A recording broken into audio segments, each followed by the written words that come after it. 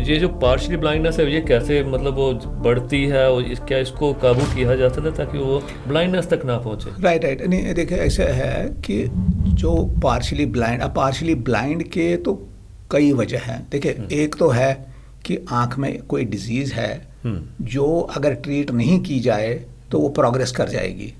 अब आज अगर उसका विजन है सपोज 50% विजन है, उसको हम ट्रीट नहीं करते हैं, इग्नोर करते हैं, वो 40 हो गया, 30 हो गया, 20 हो गया और फिर फाइनली ये 0 हो गया। ये तो हो गया एक डिजीज़ जो लगा। अब कई डिजीज़ें ऐसी हैं जो कुछ लेवल तक तो हो जाती हैं, फिर उसके बाद रुक जाती हैं, फिर उसके बाद फर्दर नहीं होती है।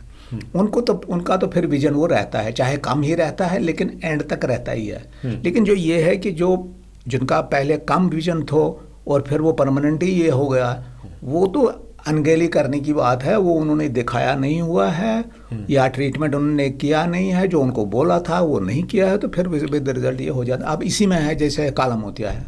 अगर किसी को अब सपोज हमने काला मोतिया, भाई आपको काला मोतिया है, आपको ये दवाई, अब काले मोती की दवाई ऐसे है वो आपने अगर दी वो लाइफ लॉन्ग उसको इस्तेमाल करना है।